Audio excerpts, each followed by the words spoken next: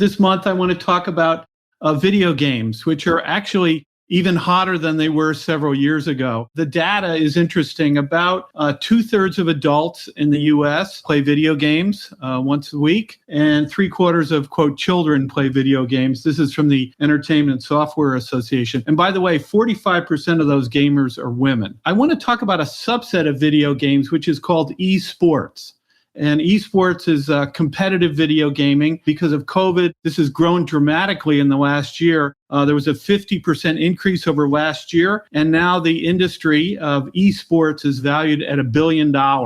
So this is big dollars. Sponsors are getting it in a big way because why? They want to reach these younger target markets. And sort of the prototypical ones are, of course, the cola companies, right? We're back to the cola wars between Pepsi and Coke. Pepsi was one of the early pioneers of this, of sponsoring these kind of events, this competitive video gaming. They have a title of someone at Pepsi. He's head of esports and gaming, and this is since 2018, all right? You know, one of the things they've done is they've worked with, well, as background, let me mention NRG. NRG is a huge entertainment company that sponsors these competitive gaming events. And they have the NRG Hot Pockets Castle in downtown LA, okay? They got Hot Pockets to sponsor this castle, not unlike the baseball teams do with Citi Field and Coors Field, et cetera. And they have studio space there and play space there. But what's interesting is that their programs get about 3 million hits a day and 50 million unique hits in a month.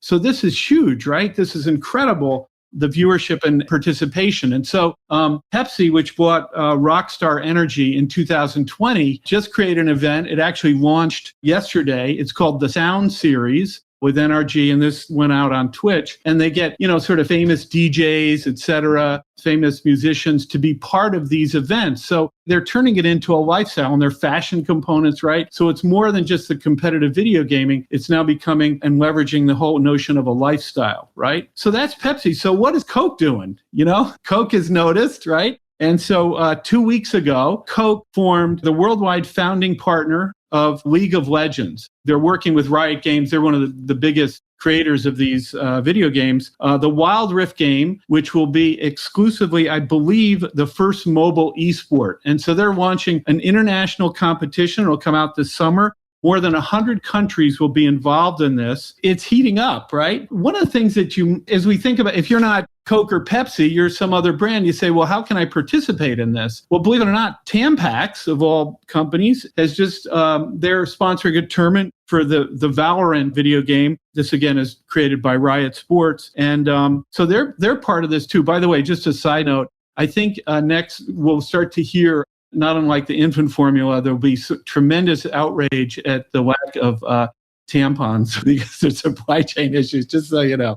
Okay, so what does this mean if you're not Coke or Pepsi? How could you leverage this potentially? One of the ways, I've got two ideas. One is to leverage what's now the fastest growing sport in America, and this is to an older demographic, right? And that's pickleball. And of course, this has become a big deal. They have tournaments now. They have team tournaments. There are hundreds of videos online to learn how to play pickleball, right? And of course, their advertisers are older, you know, targeted towards older markets. So health advisors, wealth advisors, life insurance, et cetera, et cetera. So how might you play in that game? Well, one thing is you could create sort of a center, not unlike this, the castle that NRG created. And maybe this is a way to teach how to do these, to play pickleball better, right? So the other obvious idea is to create a pickleball video game as a way to, quote, teach and learn, right? So I want to talk about this center as the last thing that you might create. There are now centers around the world that are being created to help professional athletes perform much better, right? And so a friend of mine was on the Pro Tour for 10 years. He mentioned to me that in New Jersey, a coach has created a center that has 19 cameras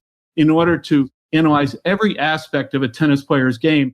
And Djokovic has been there and had both his form and his strategy analyze this. I remember many years ago, we did a session actually for Coke on how they could leverage being in the Olympics and the Winter Olympics and promote that. And one of the ideas that came out of that was creating virtual reality tents around all the events so the reporters could experience what it's like to, go down the hill or ski jump. And so the technology is there to create these centers where people can experience these sports. And so that's what I wanted to share today. Maybe if you're looking at, hot trends, certainly competitive video gaming is one, and maybe you can play in it.